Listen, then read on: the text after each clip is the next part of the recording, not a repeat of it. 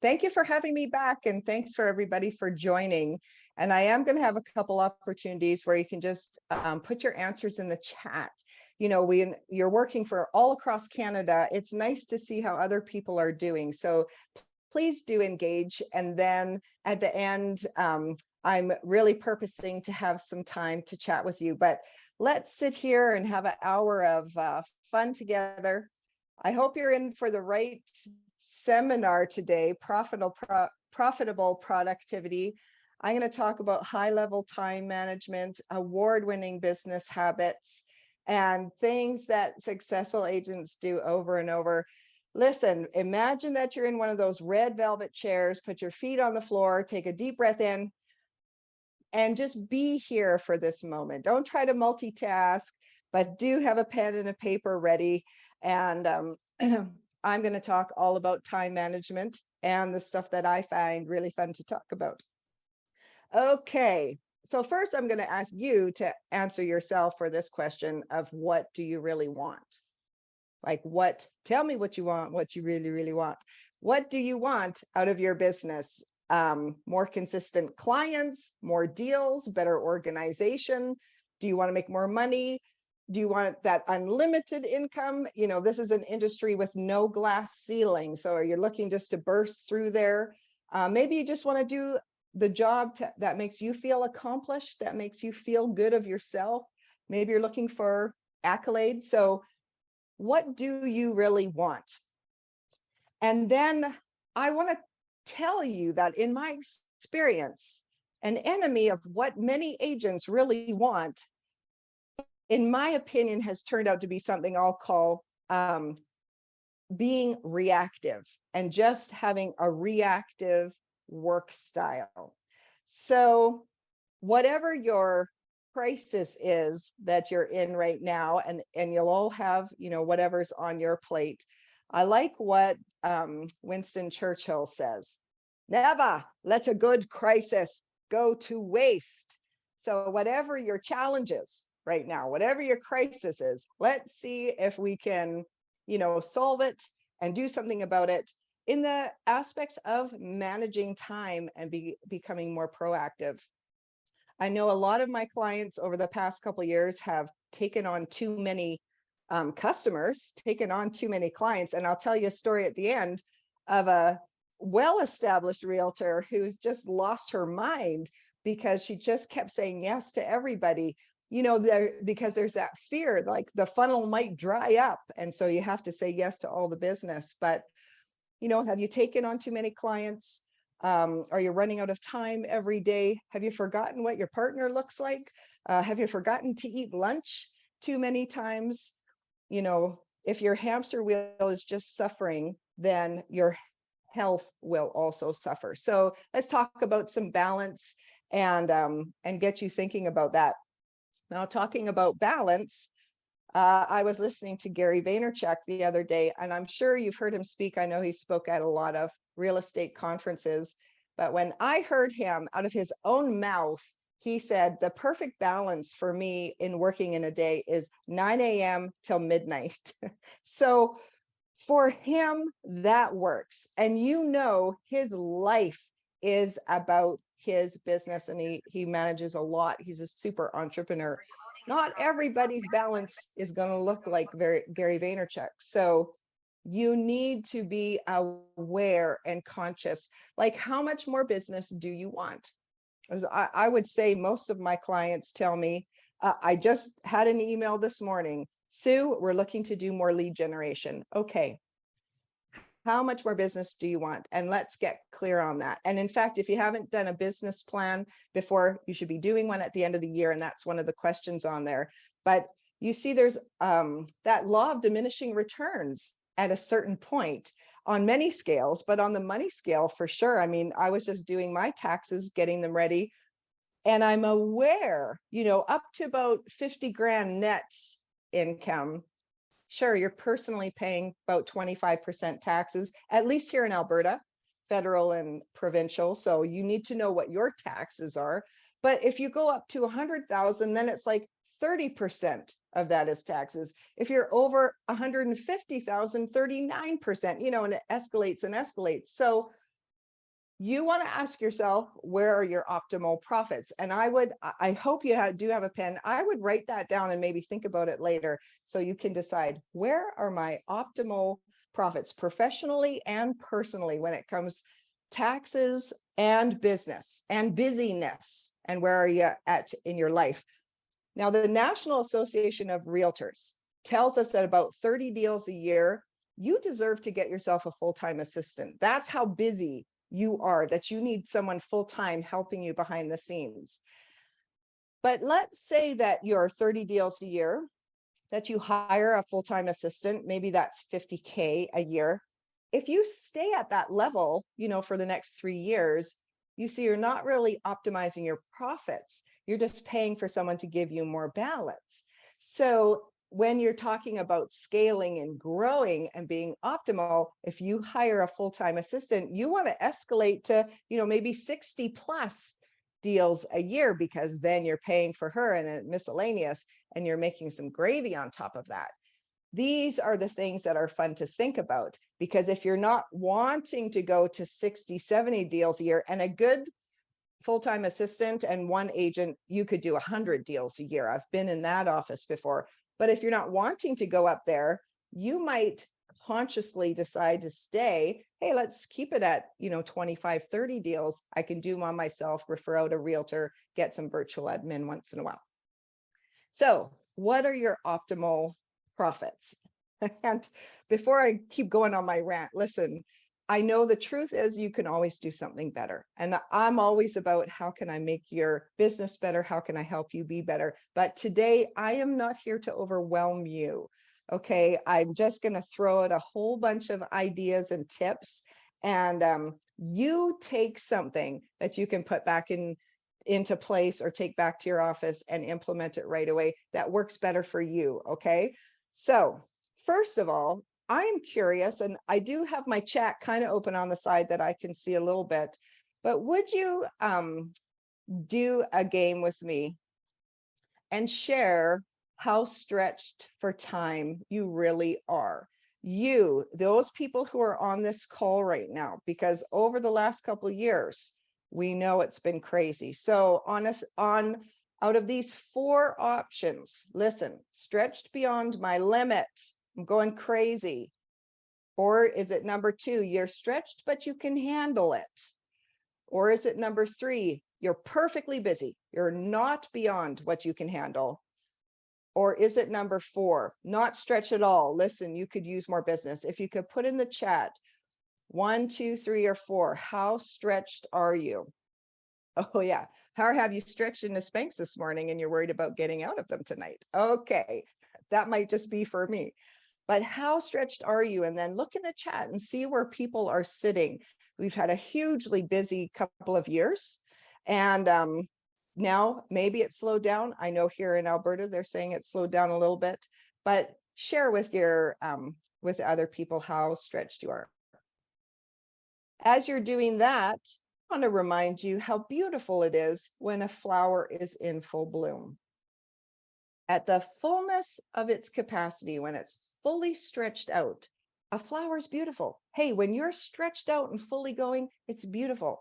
But what happens the next day or within the next few days is the flower begins to, wither. Okay, you cannot hold a full capacity stretch for days and weeks and months. You cannot. That is not nature's way. So if you're at max capacity, you've got to ask yourself, how long have you been at this capacity for? Do you realize that not even God works more than 6 days in a row without taking a day off? And look at all she accomplished. So you can accomplish everything that you want to accomplish, but you've got to have some kind of a balance, and you're in control of what that balance is. Now, I was listening last year. I brought in a speaker on self-defense, an ex-RCMP, and she was talking about something I found very interesting. She said, when you get surprised and you're in a crisis and it surprises you, like you're not expecting, if someone accosts you from behind or, surprises you like that. There's two elements that we start losing: our physicality.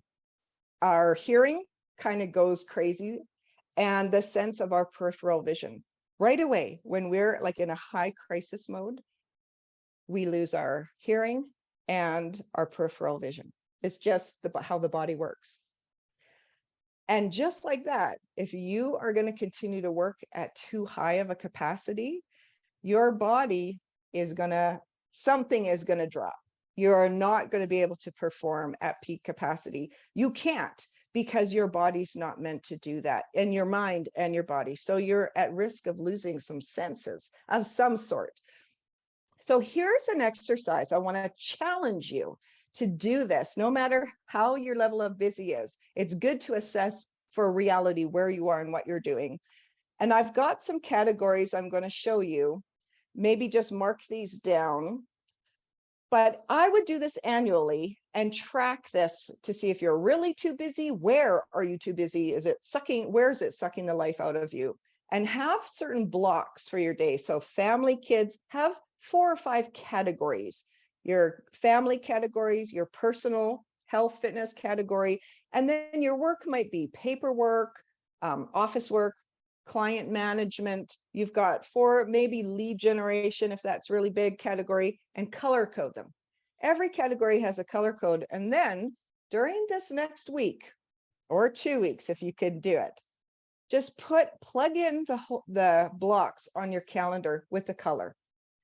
What colors? So I did this with a realtor just to show you, just a simple Excel spreadsheet, and plug in your daily hours with the colors of what you're working with. Obviously, green is her working. But don't stop there. Okay, so every day for your blocks. Then at the end of each day, right at the bottom, how you are feeling.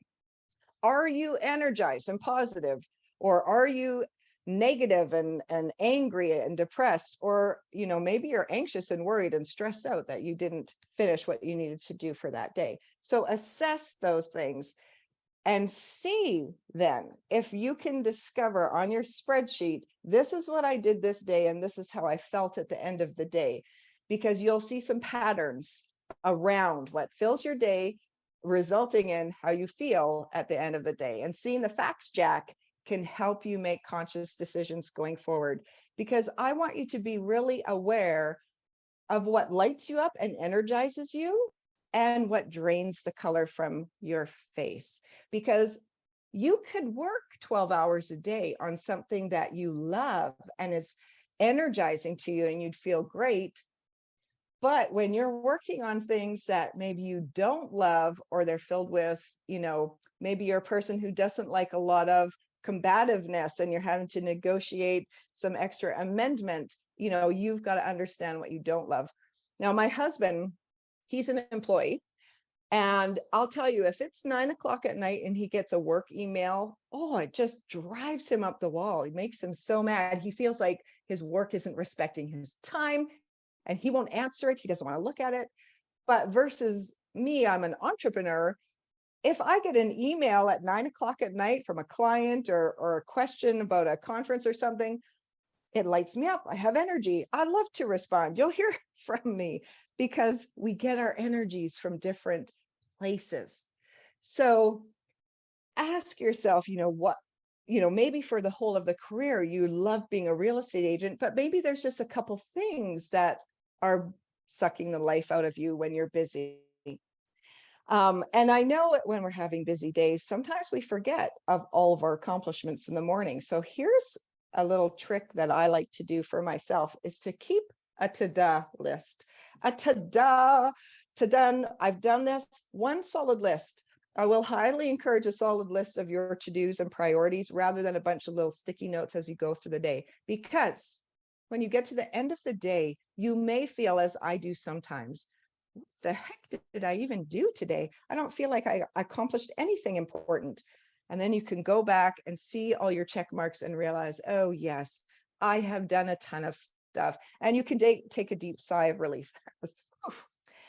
The other thing you can do when it comes to the end of the day. And if you realize, on my to-done list, there's still something un-to-done, is you can use a reward to try and get yourself to finish it. You know, they say we're either moving away from pain or towards pleasure. So it's either a punishment or a reward. I'll choose the reward. Tell yourself, listen, if you'll just sit down and fill out that FinTrack and send it into conveyancing, then you can have yourself a special drink or a cocktail. Of course, one of my favorites, if you've ever heard me speak before, has got to be a Caesar. Yes. And you know what? It tastes good whether you have alcohol in it or if you don't have alcohol in it. So love that. But what I really enjoy is that little spice, that little Tabasco shot of spicy flavor. And you know, about maybe 5 or 6 years ago now, my husband and I went to the one place in the whole world where they make Tabasco brand pepper sauce, that little dash of special spiciness.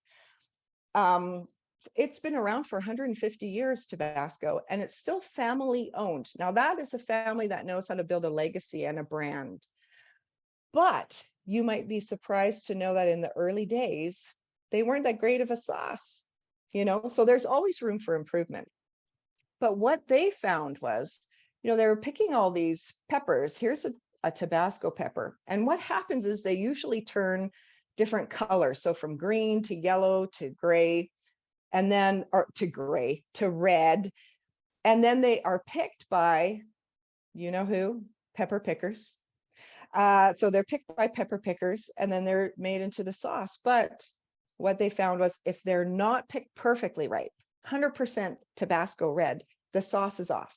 You know, you need your ingredients to be ripe if your sauce is going to be good.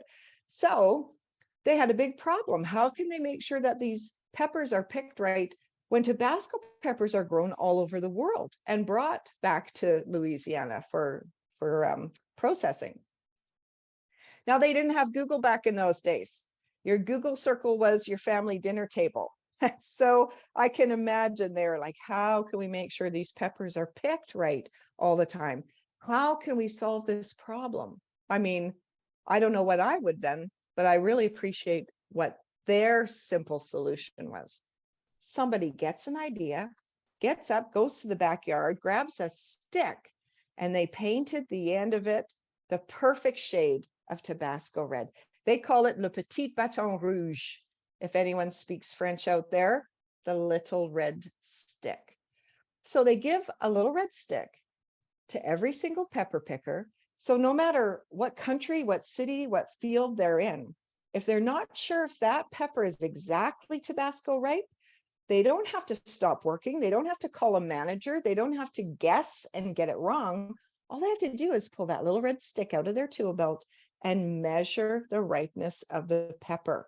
It's like a simple little red stick has been a simple guide and a simple key ingredient that has made their sauce, you know, #1 over the years. And do you know, the pepper pickers still use this little red stick today? That is how they still make sure your Tabasco peppers are perfectly ripe. Now, that is a simple system that works. So ask yourself, do I have a system so that each ingredient into my business is perfectly ripe for the picking? Because putting good systems and putting good habits in place like this will ensure that your business service is done exact and the same every single time. And those things that drain the life from your face, you know, they're done early or you've hired them out, but everything works while you've got a system and that you've got a process. Now, I saw a quote by this BDC guy here, a study. We're all entrepreneurs. Let me tell you that entrepreneurs are grittier than most individuals. Dr. Duckworth, who works with BDC, described gritty individuals as goal-oriented people who have a resilient approach to failure and setbacks and who don't get discouraged at the first sign of a challenge or obstacle. They see failure as an opportunity to learn and improve, not as evidence of a permanent lack of ability. I love that quote and I encourage you to embrace it. You are gritty. You got the grit. Okay, that was all of my introduction, but I do have 10 actual tips for you. So again, I do not want to overwhelm you, but I do want to put something into your mind or onto your notepad there so that you can make a difference in your business.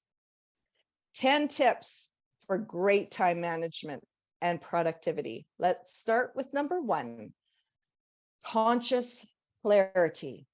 I would say you want to control your work habits with clarity. This is all about going from a reactive work style to proactive. Can I ask you, if you're spinning your wheels like crazy, just sit yourself down, take a breath, and decide what you're going to do and how you're going to do it. What is the best way for every single time? Stop yourself from going down rabbit holes or researching or taking phone calls that take too long, and get conscious and become proactive. And if you take a couple deep breaths and decide, even taking those breaths eliminate fear, they help your digestion, they help your immune system. Breathing properly helps your memory. So number 1, let's get conscious, let's get proactive instead of reactive. Sometimes just being aware of that can change your whole work style. Number 2, I am never afraid of using a timer. So I actually do have a kitchen timer that I bring up to my office if I have a really big task to do, and I encourage you to as well. I guess we all have one on our phones. If you've got a big thing that you've got to do, say you've got a bunch of files that just closed and you need to go in and update those buyers in your CRM and make sure their addresses are all right, but this is one of those things that might drain the life from you, put the timer on and just give it to yourself. Set 20 minutes and get it done. Set 40 minutes, get your listing done. So set your timer and do it, and that will help you focus. You don't, no distractions at all. So that's one way to use your timer. And the second thing is, surprisingly, but when we don't want to do something, often we put a higher value on it for time wise. We think things take more time than they actually do. I know for myself, I always think it takes about an hour to clean the bathroom. So one day I actually did an experiment to see how long it takes. And I discovered I probably spend the first 50 minutes trying to get myself out of having to clean the bathroom, because it only takes me about 10 minutes. Now, I'm not a professional house cleaner. Okay. So don't put that on me. But sometimes we suffer just because we don't really want to do something. I had a client last week who I challenged him to do a particular task to get something done. Didn't really want to do it. Later that day, he texted me.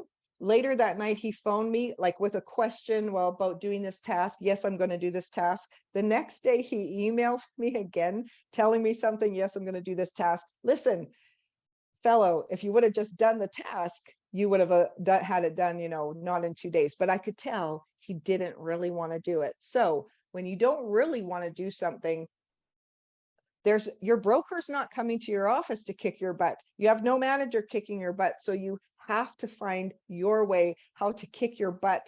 And you have to find the way to squeeze every minute out of your business and make sure you're balancing with your life, especially when this career takes over so much of one's life, like 24/7 usually, right?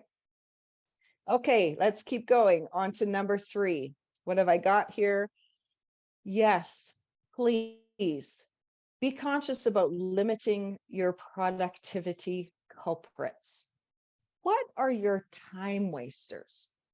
This might be something good to talk to at the end if anyone has some things that are really your wasters.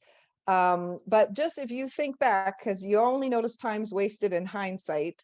Yesterday, I tried to boost an Instagram post, and I thought, oh, click, yes, boost, the click of a button. But for some reason, the payment, I don't know if whatever the problem was, it wasn't working. So I kept going back around, 30 minutes later, I realized to myself, why did I even stop in the middle of my work day and think I could do this quickly? So you've really got to be aware of social media for sure. That's a big rabbit hole, the waste book. good for business, good for promotion, maybe not good for keeping on track.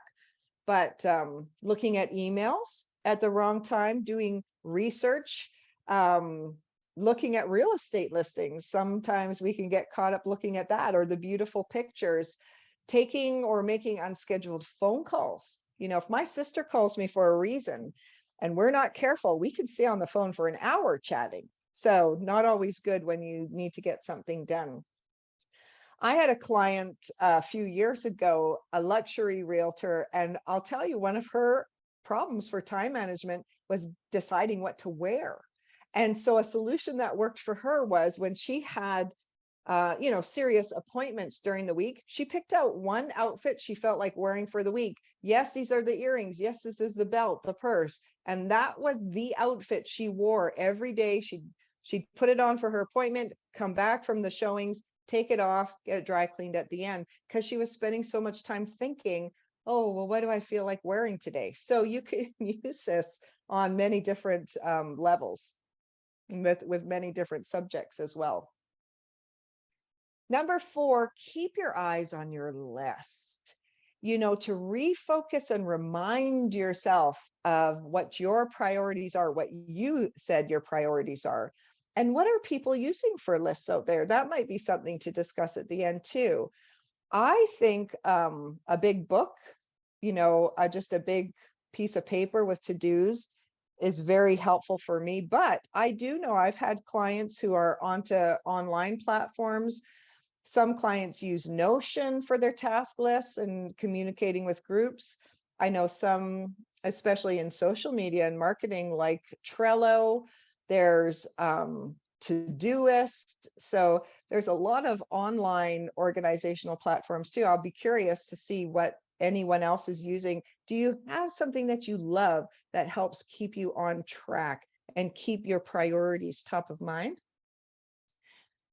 I was going to tell you, I had the good fortune of interviewing Stephen Covey years ago, before he passed, obviously. And I assume everyone's read The 7 Habits of Highly Effective People. His wisdom on the 4 quadrants of busyness is so brilliant and such good help to keep one focused on high priorities versus low priorities. And I happened to interview him when he was leaving the Saddle Dome. He had spoken there, and then he was going back to his hotel, and he gave me time in the limo ride from the Saddle Dome to his hotel afterwards. And I was saying, so many people love your work, Stephen Covey, and they've read your books, but it's such good common sense. You would think that once they've read it, that it would change their lives. And they wouldn't need to hear that anymore. They would just change their habits. And yet there's more and more demand for him to speak. And I'll always remember, he said, this is the funny thing with humans. We need to hear the same good information over and over and over again, because one time you hear it, you're in a certain frame of mind, you're in a certain stage of life. And the next time you hear it, it means something different to you.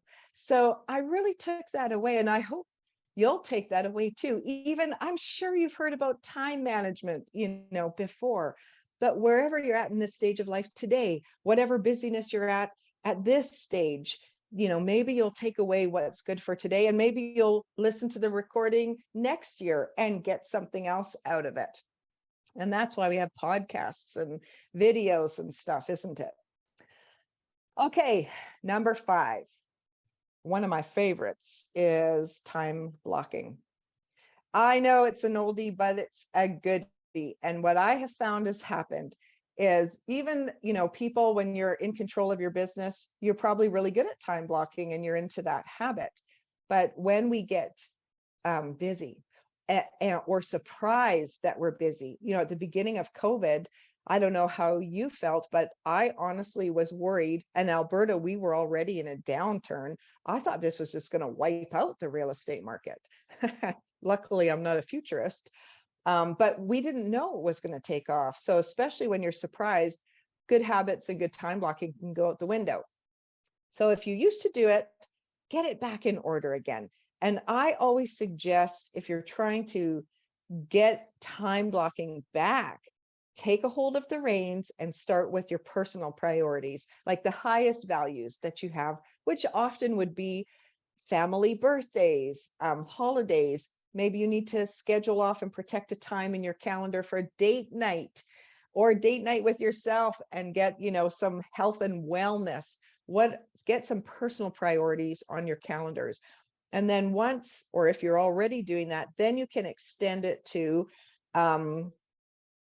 client calls, things you have to do for work. When are you going to look at your marketing? When are you going to make your social media campaign? When are you going to do your business planning? Why not go to your calendar right today and go to December sometime or beginning of January and decide and commit that today I will do business planning. So go ahead and do that. And I'm curious, or maybe just want to make a comment again, maybe you can discuss at the end. Do you use a physical day timer, like a paper calendar, or are you all online, or do you use both? I find a lot of variance around what works for people, but one thing I will just mention is I don't like, if you're using an online calendar, putting everything in your Google Calendar, because eventually it's going to clog it up. Not only your own stuff, but what if you put clients' birthdays in there or home anniversaries? It's just clogging up your calendar. So when it comes to clients and your customers, if you're wanting reminders, they should really go into your CRM and then schedule them from your CRM to give you an email notification. I love an email notification because then it can go into your list for that day or for that week. Okay, let me see, number 6. Good, we're going through in a good time. Yes. Please notice your energy. Take a conscious look. And now, so we're entering in winter, at least here in Calgary, blizzarding for 2 days. After this, I need to go out and shovel some more. So notice your energy. It's a change of season. And ask yourself if you're hitting a wall during the day. Maybe it came upon you suddenly because we've just changed the season. And I have a little quiz for this too. If you wouldn't mind participating, get your fingers ready for 1, 2, or 3. Are you hitting a wall during your day? Are you noticing it? It maybe number 1, no, not often, maybe once a month. Okay. Number 2, maybe 1 or 2 times a week. So you're busy 1 or 2 times a week, it's hitting you. Number 3, all the time lately. Like you're just every day. You're probably medicating with caffeine. Number 4, I fell off the wall. I feel like Humpty Dumpty. How are you feeling across Canada, Sutton? How busy are you? Are you hitting a wall? What did the fish say when he hit the wall? Damn. Okay. So thank you for answering. Please continue, and I will continue on because I don't want you to risk. You lose your effectiveness. You lose your mindfulness when you hit a wall during your day. So if you can become conscious about that, and that often in the late afternoons, I feel tired and I hit a wall. Guess what you can do? You know it already. Yes. Get some oxygen in your brain. Get some oxygen in your body. Do you know that if you just take a brisk walk, have a brisk dance party at your home office, if you get some exercise in for 20 minutes, you can go feeling good for another couple of hours. I know it. I've tried it myself. My clients have tried it. So just be conscious about that again. And listen, I'd rather see you take 20 minutes a day than have to take 2 or 3 days crashing, over the week because you've put out too much. Number 7, would you give yourself an end of the day review, like not too late, but just around, maybe dinner time? You eat your food, you've got to sit there, let it digest, and then maybe just look through your emails. Give yourself a chance to review your notes. And especially, I'll say, on social media, because DMs get lost very easily. End of the day, just take a minute to review and sit there and focus. And 5 minutes here can really help the rest of your evening go well in case there's something else that you need to do. Number 8, I love. 8 days a week, 8 days a week. I love to put certain things on certain days of the week. If you're not doing this yet, I challenge you, try this one to collect certain topics for one certain day of the week. So could be, I mean, I think people do taxes and receipts. They empty out your purse or your pockets of your receipts, on a certain day of the week. Maybe it's client check-in and calls. If you've got 10 listings and you want to make sure you're hitting everybody, call them at least on this certain day of the week. Just give them the update. I know a real estate team, they have an admin part-time, but on Fridays, her job is to go through every single file and just see what hasn't been checked off. So there's no balls have been dropped. So every Friday they know before they're into the busy weekend that anything that got missed, hey, they're doing a once over, they're checking it over again. And here's an exact problem that just happened to me when we almost don't do this. I got new photos taken. I hope you get new photos every year or two. As I get older, I need them more often. But I got new photos taken and I scheduled them with my photographer, Phil Crozier, wonderful photographer. He was out of town though when I booked the date with him. So he didn't do it his usual way. Usually his admin would book you into the calendar, share the calendar link with you so you're both on the same page. Well, okay, so I have a practice that most of my appointments the next day, I'll just go in and send an email like, I'll see you tomorrow. And so I did this with him and he's like, what? See you tomorrow? No, I have you in for, next Thursday. We had our dates totally wrong because he didn't follow his usual process. So luckily, I have a process where usually I follow up the day before. And so averted disaster, because can you imagine? I mean, listen, I got to dress this thing up when I'm going to get pictures. It's a makeup plaster. My hair has to be done, my clothing. Like it just would have been so disappointing. And so we averted that disaster just by following up, checking up, don't let the balls get dropped. And let me tell you about redundancies, like I just sort of described. Of course, I'm not a rocket scientist, but I have read a book by one. This book by Ozan Vral, great book to just get you thinking in slightly different ways. And one of the things that I want to encourage every entrepreneur to do is to put the element of redundancies into place.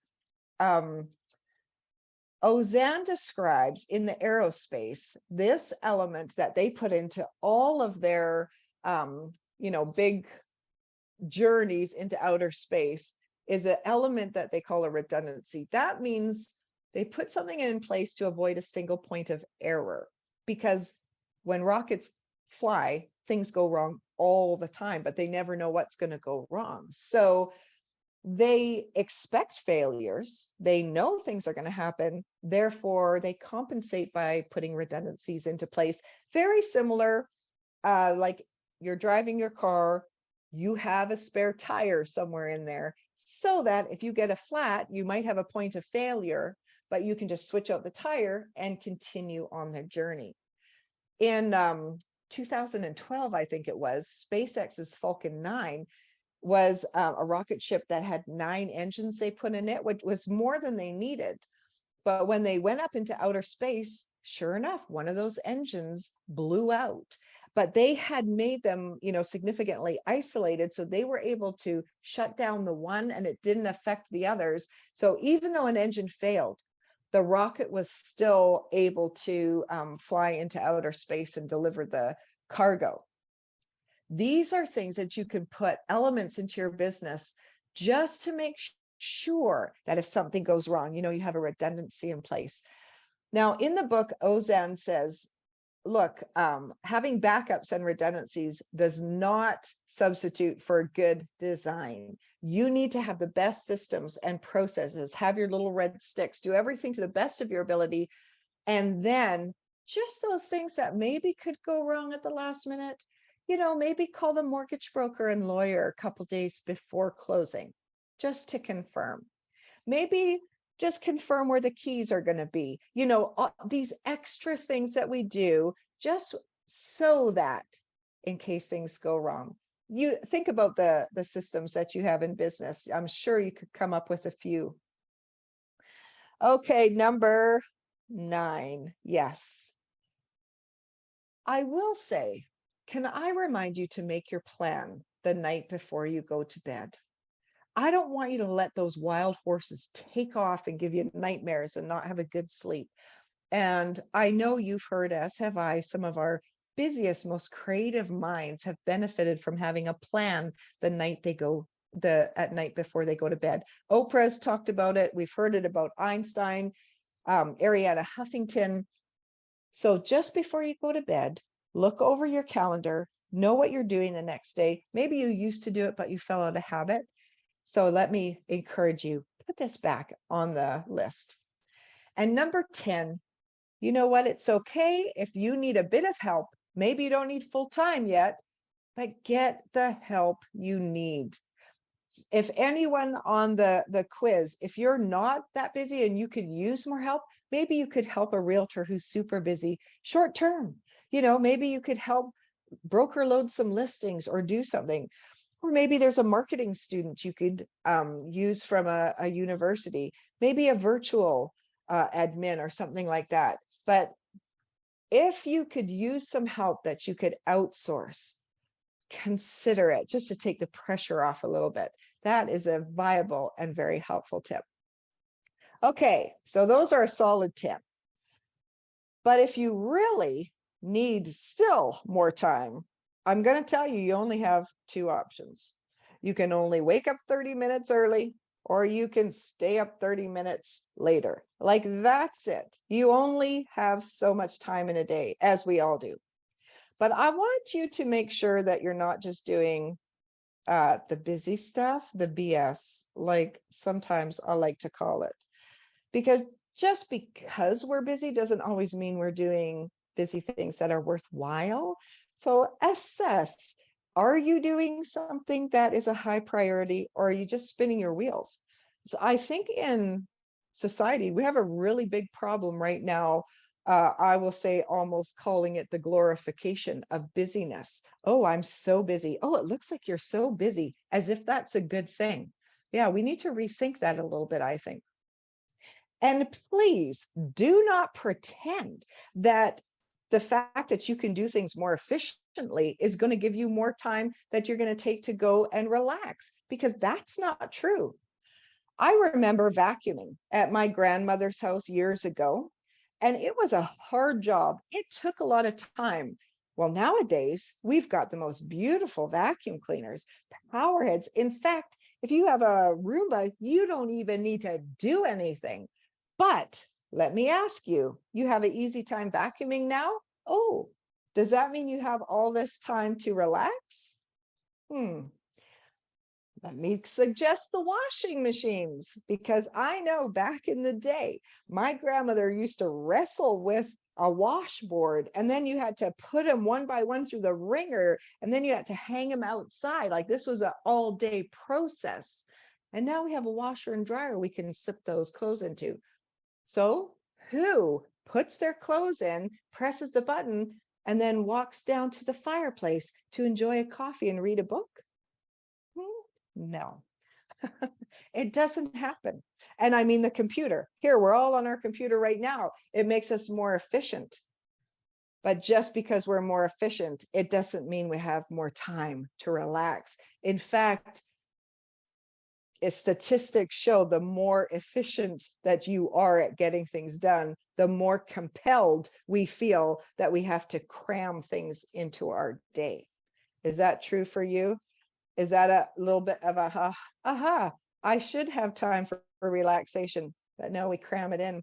And if you're burning the candle at both ends, if you're staying up late, if you're getting up early because you think you ought to be doing everything, sooner or later, you're going to be feeling like a turkey, because we're not meant to do all of that. We've got to have the balance, and you honestly can have a beautiful work balance and, make as much money as you want, but it just takes some conscious thinking and clarity. So let me suggest this, that the problem is not a lack of time itself, but rather in managing our own limitations, expectations, and fascinations with what we think we should be doing or able to do. I know when I read that, I had an aha moment myself. Listen, it's not a lack of time. It's ourselves in managing our own limitations, our own expectations, and we fascinate with what we think we should be able to do. And that might not be quite right. Might be a little bit of that glorification of business. Okay, so oh yes, good. As I'm just going to wrap up here, I have a bonus, and I hope everybody likes that, because the truth for time management is the busier that you get, the more you need to take care of the inside. You have to include time for you to recharge and refresh, whether it's busy with family or work or school or whatever, shoveling outside, you need that time to refresh. I love this Zen proverb. You know, they say you should sit in meditation for 20 minutes every day, unless you're too busy. Then you should sit for an hour. Yes, right? Puts it into perspective. You know, I just finished a while ago coaching with an agent out of BC. This, when I was telling you at the beginning, well established. Her mom started the team. She came on, 20 years at least. They have a good small team. She knows how to do the business. But over COVID, when things got unexpectedly busy, she just completely lost her balance. And this was the problem. She thought she needed to take every client that was coming her way, because you never know when things are going to get bad. So she did that exercise at the beginning I challenged you to do, and we went through her Excel spreadsheet.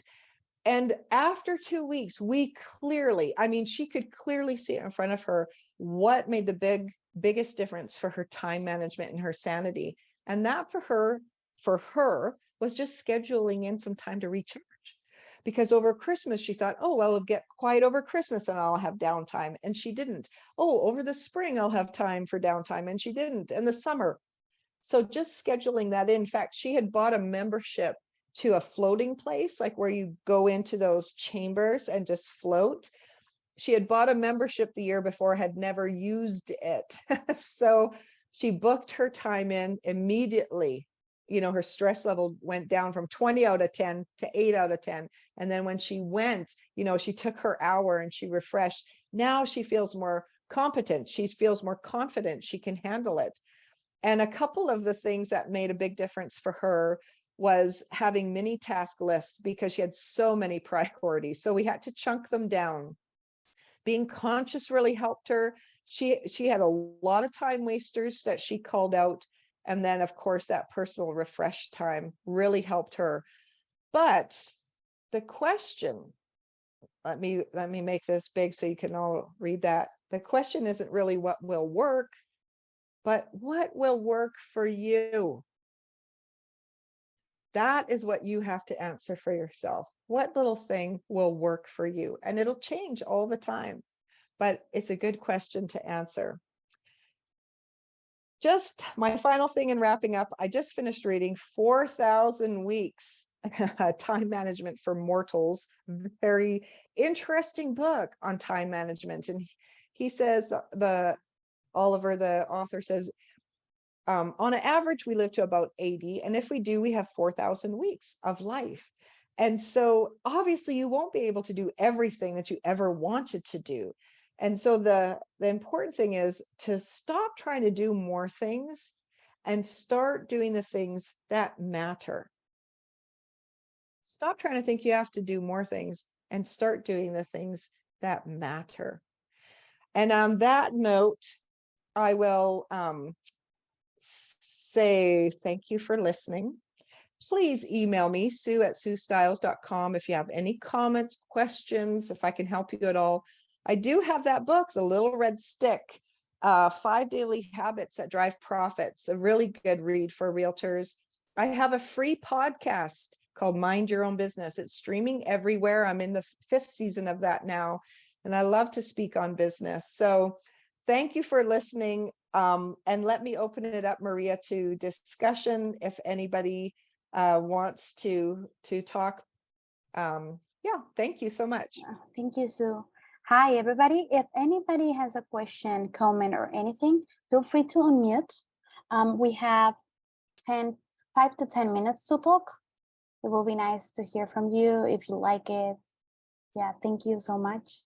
Thank you so much, Teresa. It was it was very Yeah, good presentation. Yes, Sue. thank you. Yeah, if anyone, some questions, what are your time wasters? Do we all have the same time wasters?